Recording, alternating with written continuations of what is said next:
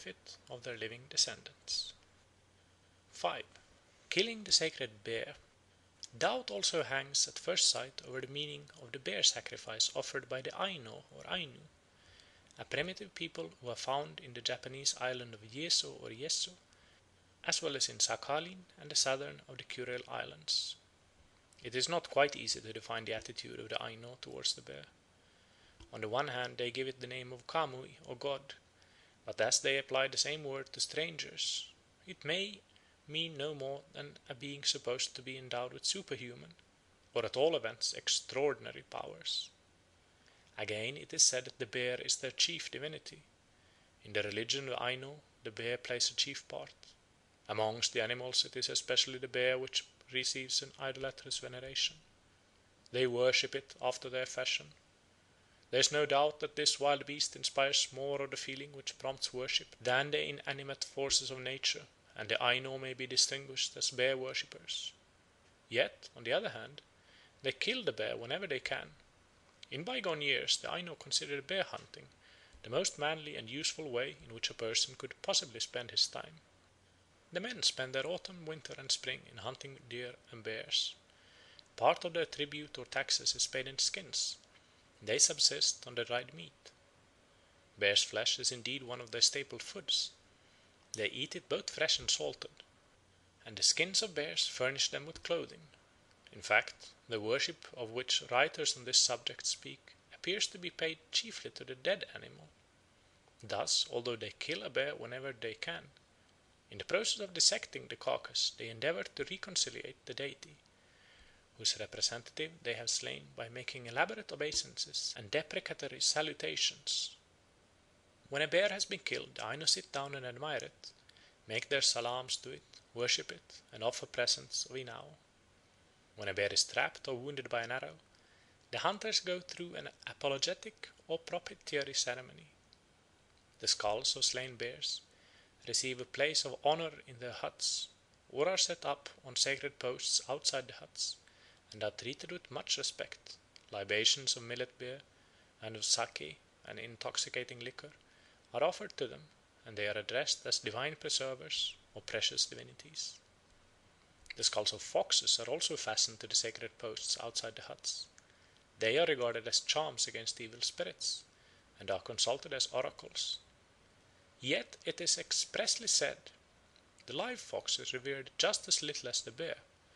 Rather they avoid it as much as possible, considering it a wily animal.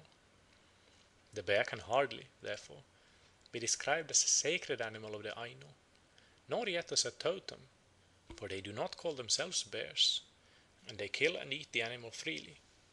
However, they have a legend of a woman who had a son by a bear, and many of them who dwell in the mountains pride themselves on being descended from a bear.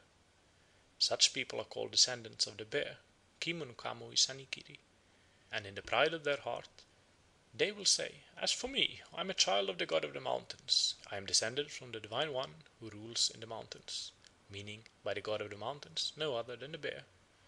It is therefore possible that, as our principal authority, the Reverend J. Batchelor, believes, the bear may have been the totem of the Aino clan. But even if that were so, it would not explain the respect shown for the animal by the whole Aino people.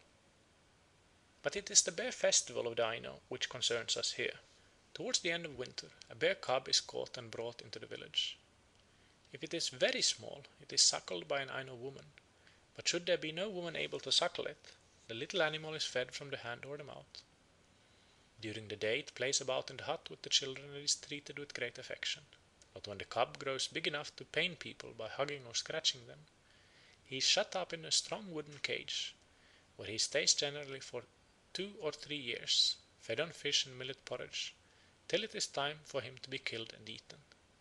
But it is a peculiarly striking fact that the young bear is not kept merely to furnish a good meal, rather he is regarded and honoured as a fetish, or even as a sort of higher being. In Yetso the festival is generally celebrated in September or October. Before it takes place the Ainu apologize to their gods, alleging that they have treated the bear kindly as long as they could. Now they can feed him no longer and are obliged to kill him. A man who gives a bear feast invites his relations and friends, In a small village, nearly the whole community takes part in the feast. Indeed, guests from distant villages are invited and generally come, allured by the prospect of getting drunk for nothing. The form of invitation runs somewhat as follows. I, so and so, am about to sacrifice the dear little divine thing who resides among the mountains. My friends and masters, come ye to the feast. We will then unite in the great pleasure of sending the god away. Come. When all the people are assembled in front of the cage, an orator, chosen for the purpose, addresses the bear, and tells it that they are about to send it forth to its ancestors. He craves pardon for what they are about to do to it, hopes it will not be angry, and comforts it by assuring the animal that many of the sacred whittle sticks, enow, and plenty of cakes and wine will be sent with it on the long journey. One speech of this sort which Mr. Bachelor heard ran as follows. O thou divine one, thou wast sent into the world for us to hunt. O thou precious little divinity, we worship thee, please hear our prayer. We have nourished thee and brought thee up, with a deal of pains and trouble, all because we love thee so. Now as thou hast grown big, we are about to send thee to thy father and mother. When thou comest to them, please speak well of us, and tell them how kind we have been. Please come to us again, and we will sacrifice thee. Having been secured with ropes, the bear is then let out of the cage and assailed with a shower of blunt arrows in order to arouse it to fury. When it has spent itself in vain struggles, it is tied to a stake, gagged, and strangled, its neck being placed between two poles, which are then violently compressed, all the people eagerly helping to squeeze the animal to death. An arrow is also discharged into the bear's heart by a good marksman, but so as not to shed blood, for they think that it would be very unlucky if any of the blood were to drip on the ground.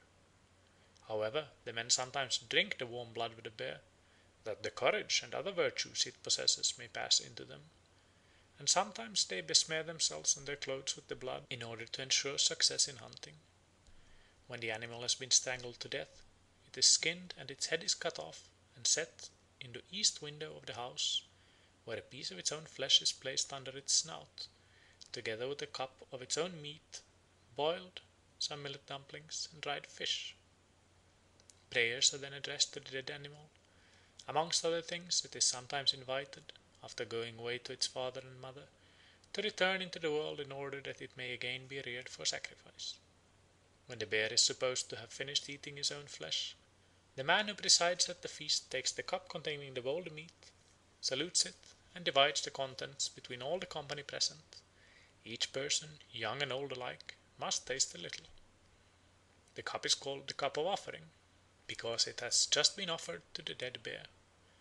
When the rest of the flesh has been cooked, it is shared out in a like manner among all the people, everybody partaking of at least a morsel. Not to partake of the feast would be equivalent to excommunication. It would be to place the recreant outside the pale of Aino fellowship. Formerly every particle of the bear except the bones had to be eaten up at the banquet, but this rule is now relaxed. The head, on being detached from the skin, is set up on a long pole beside the sacred wands, inao, outside of the house, where it remains till nothing but the bare white skull is left. Skulls so set up are worshipped not only at the time of the festival, but very often as long as they last. The Aino assured Mr. Bachelor that they really do believe the spirits of the worshipful animals to reside in the skulls. That is why they address them as divine preservers and precious divinities. The ceremony of killing the bear was witnessed by Dr. B. Schoube on the 10th of August at Kunnui, which is a village on Volcano Bay in the island of Yeso or Yesso.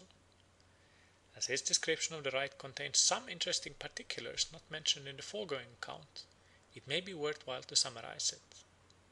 On entering the hut, he found about 30 Aino present, men, women, and children, all dressed in their best.